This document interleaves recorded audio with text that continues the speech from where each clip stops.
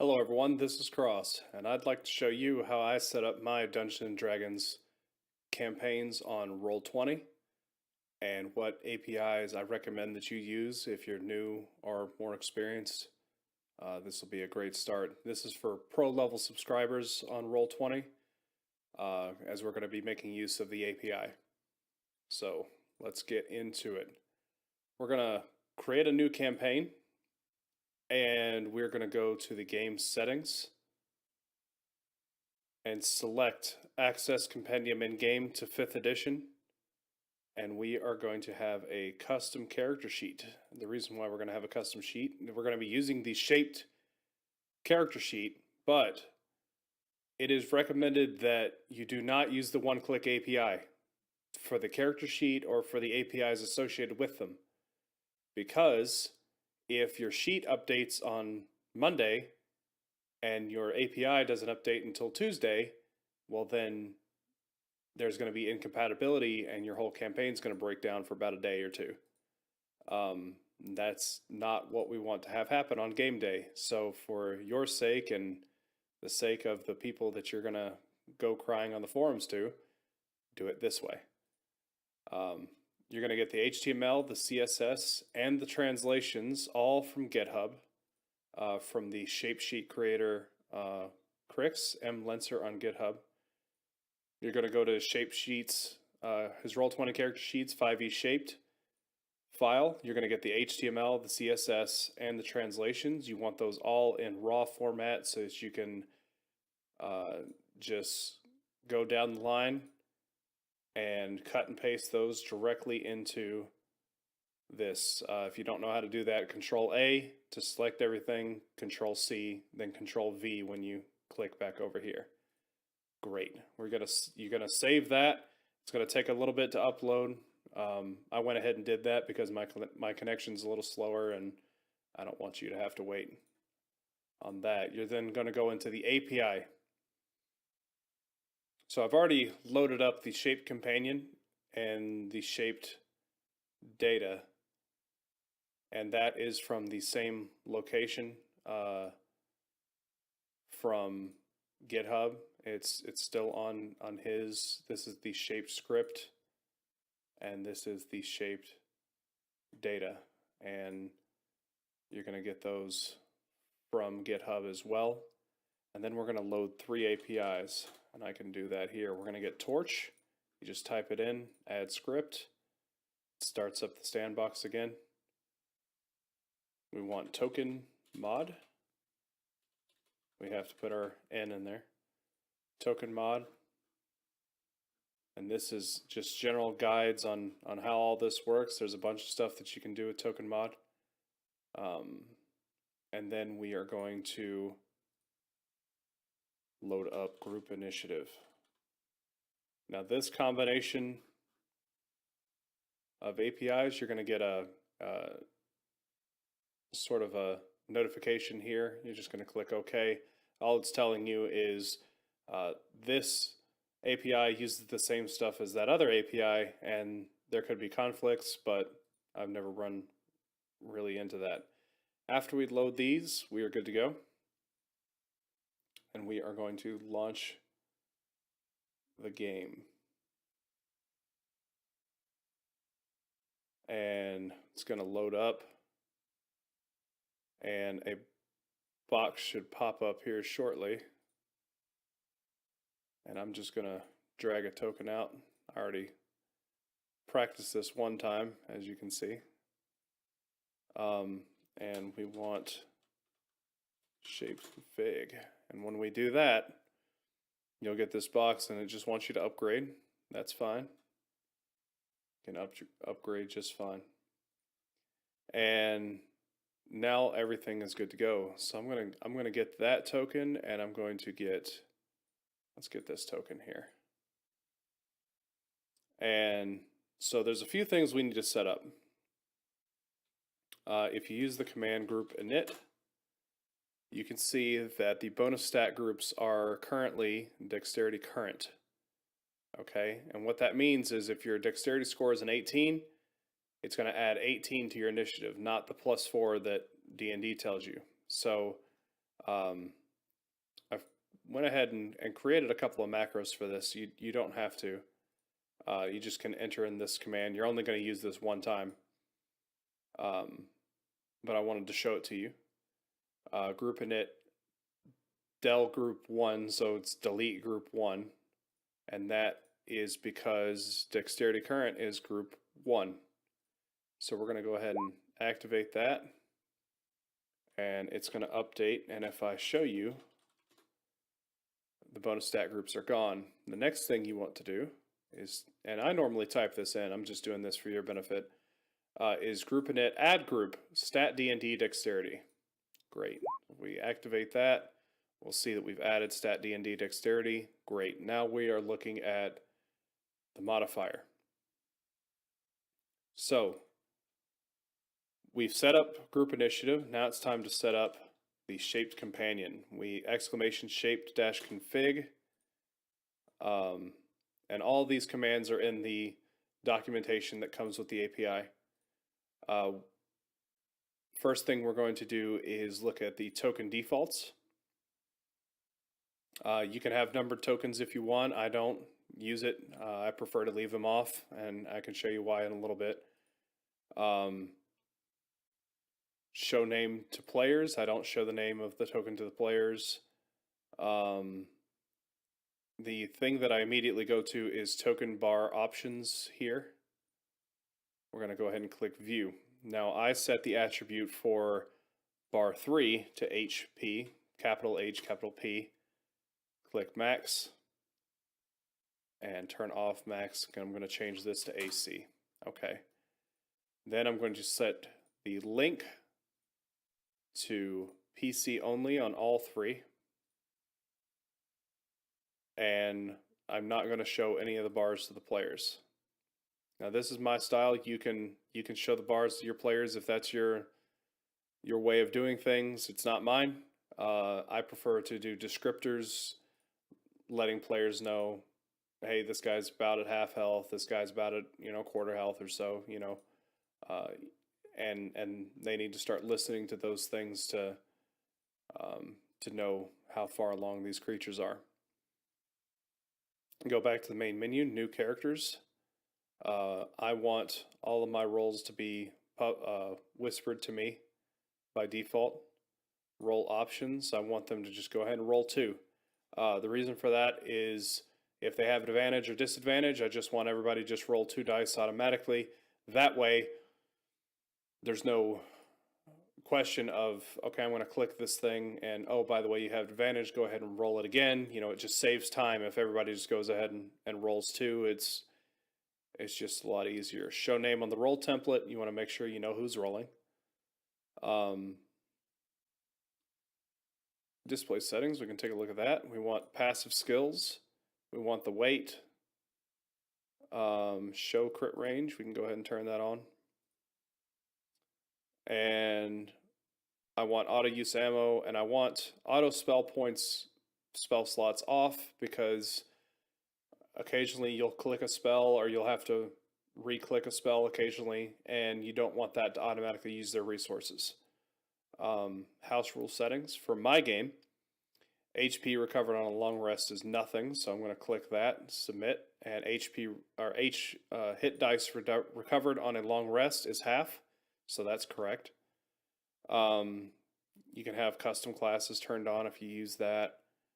Then we're going to go into, you can go into measurement systems. If you don't use feet and pounds, you can use something else. Default token actions. So I'm going to click initiative on. Ability checks and saves I want as a query, and I'll show you what this does here in a minute.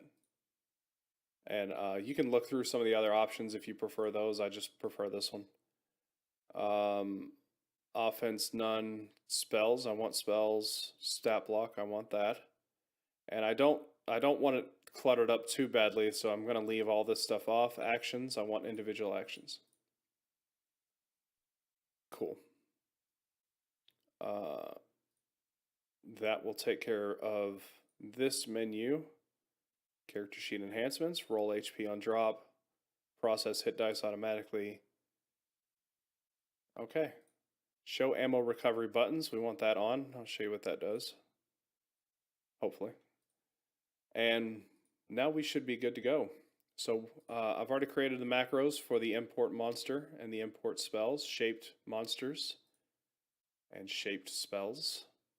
I'm just going to click in bar, and now they show up in the bottom left corner. I'll take my window away so you can see that in the bottom left corner, and then you can select a color so that you can see them better. You don't want to see it worse. We'll just go ahead and make those two red. Great. So now what happens? We go to the chat window, we click our monster token, import monster, and a list pops up over here. This is a barbed devil, and I just typed in BARB, and barbed devil showed up. I'm going to hit enter. Oh, one already exists because I did this earlier. I'm going to delete this guy. Try again. But yeah, if you already have it imported, it'll show that there. Now, last time I did this, I had an API crash right here for some reason. I'm noticing it's not uploading. That only happened one time. And I'm not sure why that's happening right now. It doesn't happen on my games. But I'm just going to the API scripts. I'm just going to investigate to see if we crashed. Which we did. And I'm just going to restart the API. Go in. Delete this guy again. Try to import again, see what happens.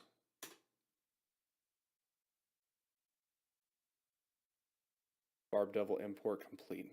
Excellent. See, it automatically rolled the hit points. Average is 110, but we got 103. And every time you pull one from your library, it will roll a new set of hit points. Now, the reason why I put the HP on bar 3 is so that when the tokens are kind of sitting on top of each other, you notice that the token doesn't overlap. Now, if it was on bar 1, like most people do, you see that if this token just happened to be in front, you couldn't see the health bar there. Makes it harder to see what's going on without having to move the token up and down. So we don't want that. So this is why I do it the way that I do it. And the players can't see these names anyway, so they can see the clear tokens. And so now I have all of my token actions already put in. Stat block, you can see the whole stat block of the creature here. I generally roll skill checks from the stat block, saving throws as well, if I have to. You can click multi-attack. You can kind of get some guides. It makes 3 attacks, 1 with its tail and 2 with its claws. So when you go up to the Barb Devil, I don't have a sheet open. I can click tail, claw, claw. Okay, and there you go. Critical failure with the tail.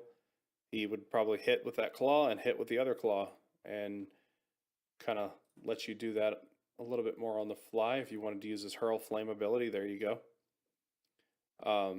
So all that just gets imported automatically. So what if we have an actual character? We have to have PCs. So what we want is this character here. And the command, if we go ahead and put some statistics in here, we'll just give it 10 hit points. We'll make it you can just click fighter, level 1. Notice when you click fighter, it goes ahead and adds some of your abilities and stuff like that. And some of the settings that we already put in are automatically tagged. We selected, we wanted to see passive skills. Send a tracker. So that's not checked, so we're going to go back into shaped config. We want that checked. New characters. We are looking for initiative settings. Initiative to tracker. We want that on. And a normal initiative roll. Great. So now if we create a new character, this character sheet should have initiative tracker already selected. Great. So we're going to go ahead and make it represent that new sheet. Delete this other one. All right. And go ahead and give it 10 hit points again. Go ahead and that fighter level. And again, it shows you the abilities that the fighter gets at first level. You got to kind of keep an eye on that. Not everything's programmed in, you know, but it is a little bit of a quality of life improvement there. And what's our armor class? Our armor class is 10 right now. We have a 10 dexterity, no armor. Let's just go ahead and give armor. We're going to hit the edit mode, click add, and here this is. We're going to go to the SRD. Let's just give leather armor. We can just drag that over. And when I put this armor on, it's checked that I'm wearing it, and our AC goes up to 11. What if we had a shield? Just click shield here, pull the shield over, drag and drop, and see what's going on. Okay, see it didn't give us the shield bonus. Just go ahead and put the 2 there.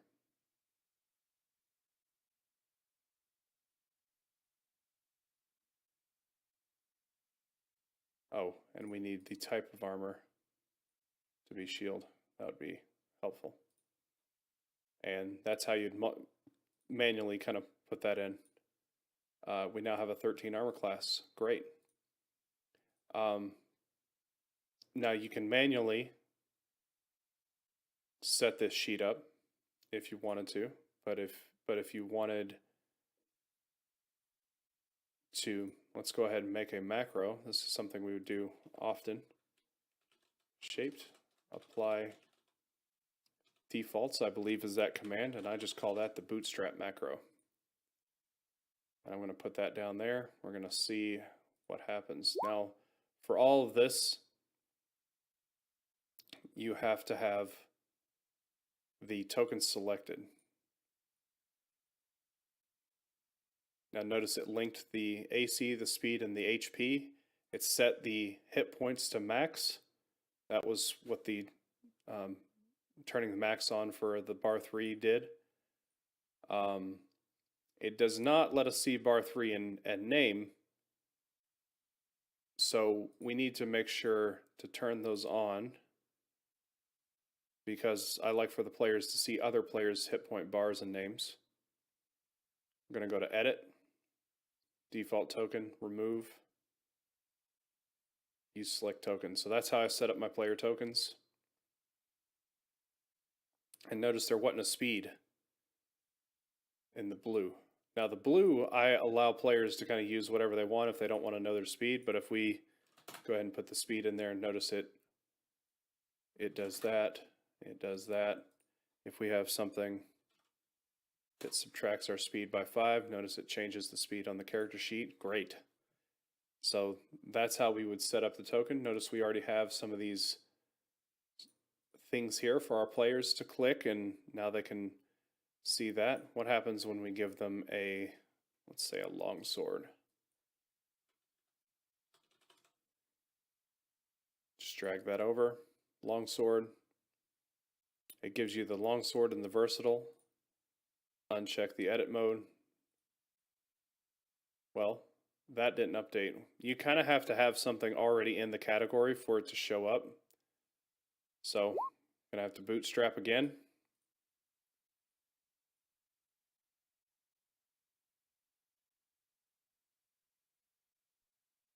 And oh, that was something else. Offense is different. So we're going back into shape config, going into new characters. We want the default token actions. We want offense to be in the chat window. The reason for that is characters can have a lot of different options available to them. We have our offense button now. When we click that, we can now hit the longsword or the longsword versatile and go ahead and use that. This helps to just not have the character sheet open. Now, if we leveled up, again, we have to click the edit mode to kind of add a class. We're going to add a wizard. So we're going to level up a couple of times. We're going to have wizard level 2. Actually, let's go ahead and make it level 3.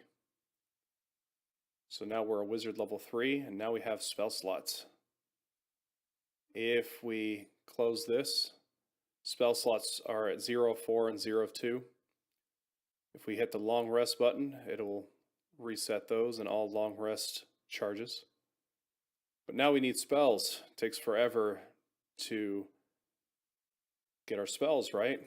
Well, as a first level wizard, you have 6 spells you got to choose. It's going to take forever, right? Well, import spell, wizard, first level spells. These are all the first level spells in the game. I want absorb elements. I want mage armor. I don't need mage armor because I'm a fighter, but you know, whatever. Let's go ahead and get magic missile, magic missiles, magic missiles, absorb element. Still low level. Let's go for a sleep. So 1, 2, 3, 4. What else do we need? I'd like some sort of control spell. Grease's non-concentration control spell. And need some sort of ritual. Find familiar is a good one. Let's go with comprehend languages. Right? Then we leveled up to level 2. Remember, we get 2 more first level spells. Let's get identify and find familiar. And then we go to level 3. And now we can sort by level 2 spells. And at level 3, I want mirror image and flaming sphere. Gives me a bonus action thing that I can use. Great. Well, I just imported 10 spells. Here they all are. You can do the cantrips as well. I think we get 3 cantrips. If she's a human, we're going to get light. I like to have 1 attack cantrip, firebolt, and prestidigitation. There we go. There's our 3 cantrips automatically memorized. We're going to uncondense and go through. We can memorize 2+ intelligence modifier. We'll say their intelligence was a 15. So that would be 5 spells memorized. So you just kind of go through, I want to absorb elements, magic missile, sleep, flaming sphere, mirror image. And how many is that? Well, we have 5 prepared spells. Excellent. 3 + 2, 5. Easy enough. We're good to go. How do we use this? Select our token. Well, it would be nice if we had a button. Go ahead and shape apply defaults when that changes. Now we have our spells button. Straight into chat over here. We can just click any one of these and it'll roll the attack, roll the damage, and everything. What happens when we go to level 5? Remember, firebolt increases at character level 5. Let's see if it does that automatically. That would be next level. We're going to go ahead and take fire to level 2. And see, does firebolt pay attention to that.